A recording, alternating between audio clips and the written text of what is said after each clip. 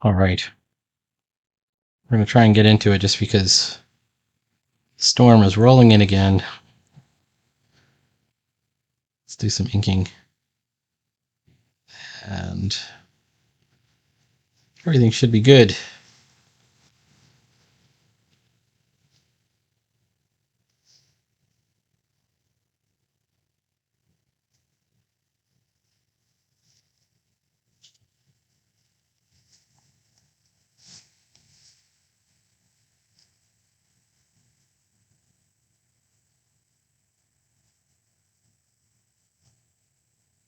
So here's Scimitar.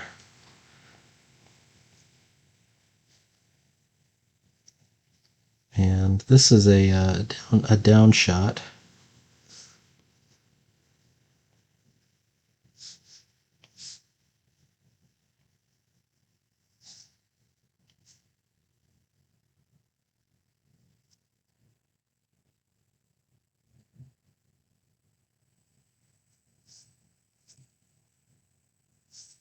So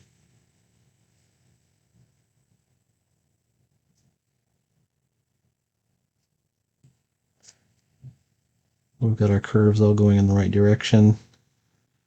Our shadow's in the right place. I think this piece of Duralloy is in the wrong place.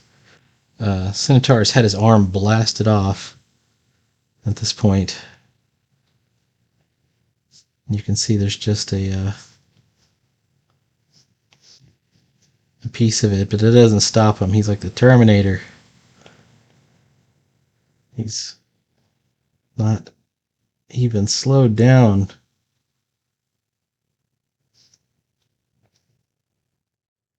Okay, so let's see. And I want to change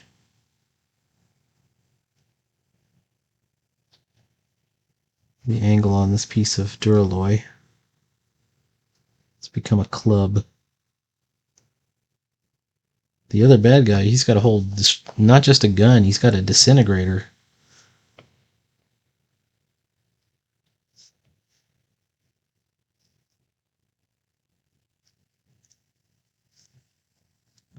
The way disintegrators work in my universe is they just, it disintegrates whatever the beam touches. So it can punch holes through anything, just about.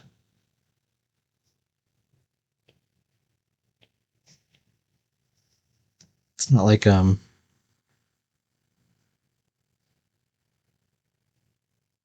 in Star Wars. I know that's the Mandalorian. No disintegrations. And when he would shoot the Jawas and the Mandalorian, they would just disappear. There's nothing left of them after that. Oh wait.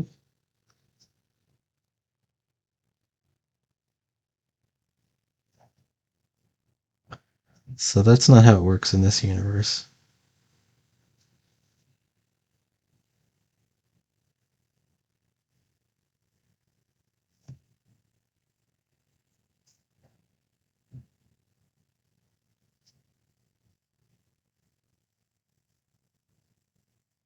But I'm liking. Oh, you know what? I broke one of my own rules, or this is a proto rule, which is foreground first. And here's my foreground. It's just a shadow.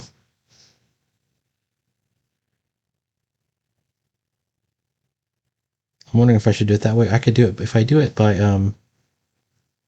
painting it in, I get some of the noise back. See the noise? I don't know if that's obvious. Let's color it in this way to get some of that noise in there. And then we'll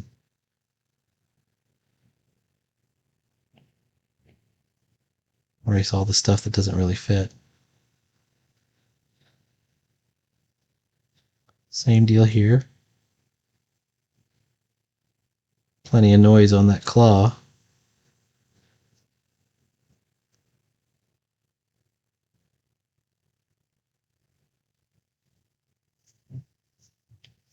I think we have to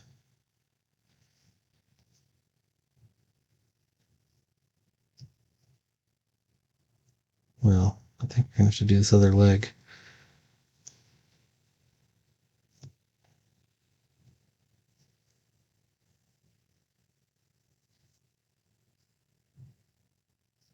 me tighten up some of my line weights here.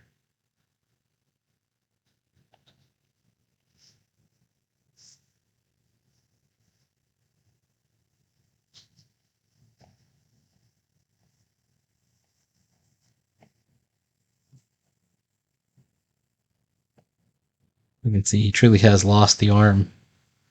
It's gone.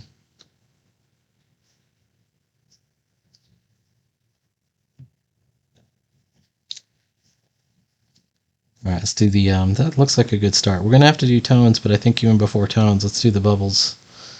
Our speechy bubbles. You like these speechy?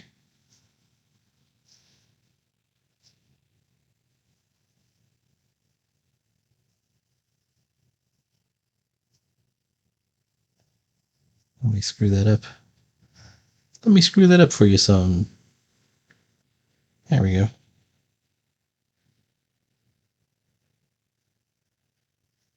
Stand down, servant. Now this is a difficult, whoops, situation. He's way down here and my speech bubbles are need to fit way up here because of the layout of the panel here. And because I wanted to have some dialogue from the other character.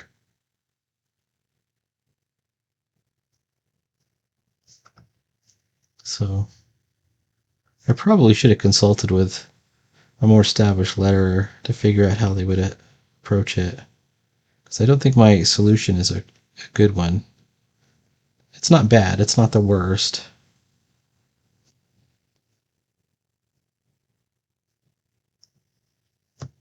And everything fits. Okay. Let's do the fill-ins. That didn't fill in. Oh, I see where it's messed up. It's messed up right here. And how about the fill-in right here? That one worked. It only slightly worked. Okay, that worked. Let's get back to ink.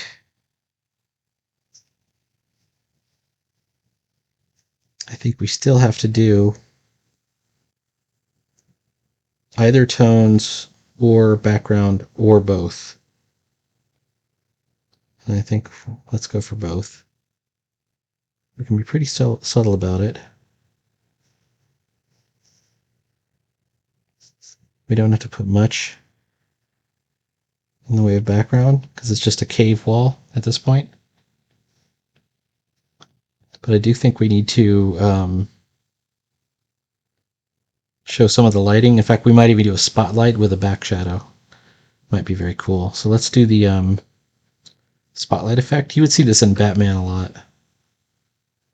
I'm wondering if the best way to go is to go with a shader. Where is the shader? I need 45-degree line shader, right? So, first of all, take a look at tones. Okay. It's got to be big.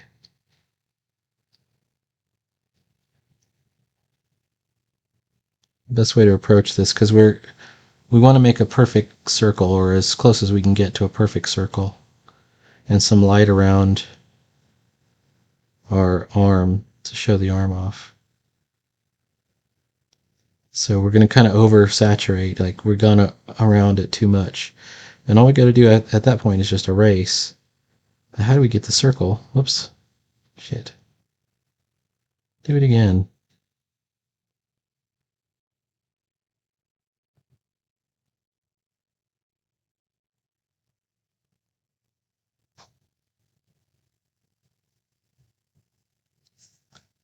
Well, rather than try and draw the shade into a circle, which could cause us problems because it's hard to match it up, as we found out. We want the diagonals have to match up. We can draw the eraser into a circle. Let's boost the eraser all the way up.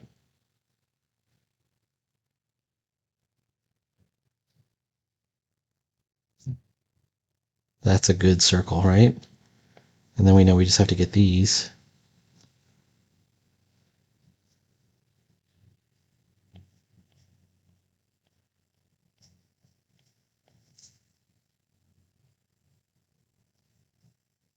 I'm going to move this sound effect.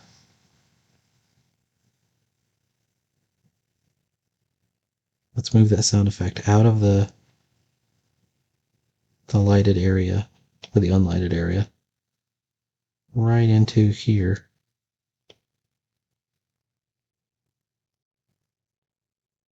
Okay. Then we're going to use our eraser to cut in the light. So we take it over to the tones area. We're just going to cut in over here, and cut in over here, and cut in over here. Cut this in, cut that in. And our other problem is, let's go ahead and cut in, oh shoot. Somehow missed this area. Let's cut in a little bit of a halo around our bad guy silhouette. A little bit of a halo.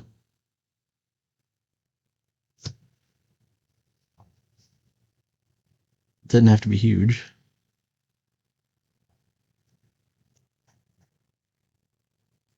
Let's take a look. That's looking good. Now, here's the other part. Let's make another tones layer. This is still tones. We're still going to use our 45 line shader, but we're going to go a little bit heavier, so we're just going to put more pressure on. And we're going to we want to have him a good distance away from the wall, so we're going to put his drop shadow, whoops, smaller.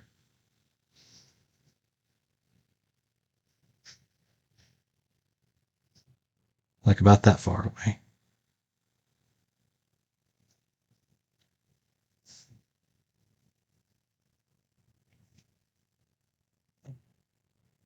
Something like that, maybe.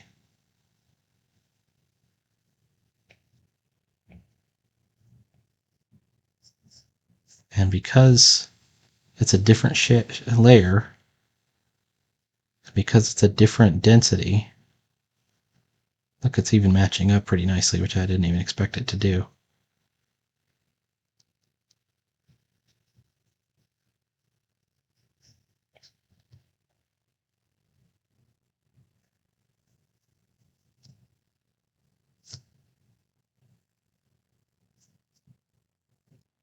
Should push this back here.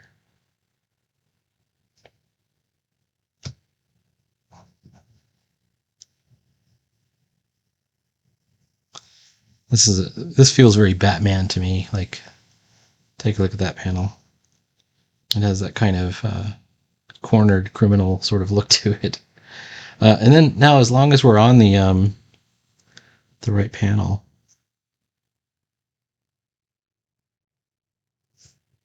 we can do the chest plate. We just do a lighter pressure. And it's pretty good. Now, if we really wanted to, I don't know if I'm going to do this, we could do a vignette effect by shadowing around the edges. We could even do it like a gradient. So this is my darkest part of the gradient.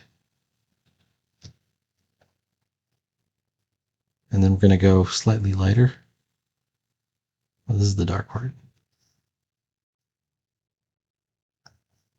All right, let's make it a little bit larger. And then we're going to use kind of a medium thickness so it blends a little bit.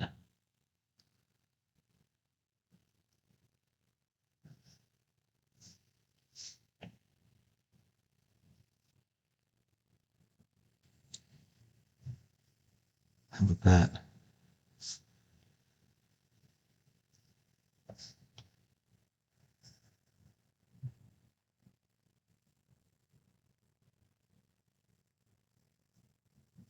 There we go. So now we've got our cornered character. All right, I know we're only at 15 minutes, but I think I'm going to call that the day right there. I want to reserve some of my creative focus. We were at the halfway point because we only got these 3 panels, and that's the halfway right there. So I feel like that was pretty productive, and that came out looking good. I do want to add one more thing over here in the ink layer. He has some lines that are, whoops. The line should be rusty nib. Let's take a look at what his pelvic area looks like. Oh, he doesn't have anything there. He has this kind of split line right down here. Oh, wait, and there's the front. See this kind of front area right here? And the split in the back.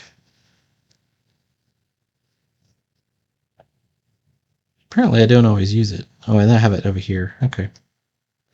He should have, oops, he should have some of that. Like there should be some of those detail lines on there. And it's not hard to do, especially if we're in the right layer, which we are.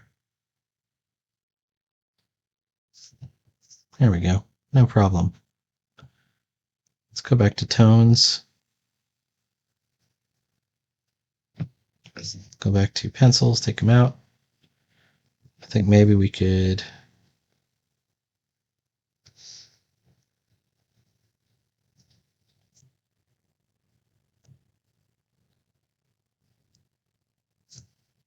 I'm going to clean up the tones on the pipe here. In a sense, they look okay, but at the same time, I'm like, well, it wasn't 100% intentional, so.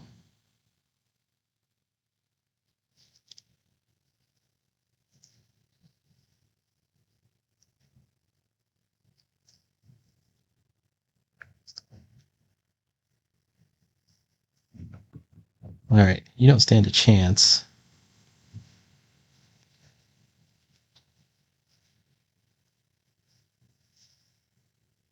Deserves an exclamation point. Centaur just kind of calmly answers. He's missing an arm. He doesn't care. All right. All right, we're ready to roll. Okay, please like, follow, and subscribe. There'll be more comics every day. We should get done with this before you know it. And I'll keep working on it. And hopefully the power will stay on and everything will be good. Please like, follow, and subscribe, and I will talk to you later.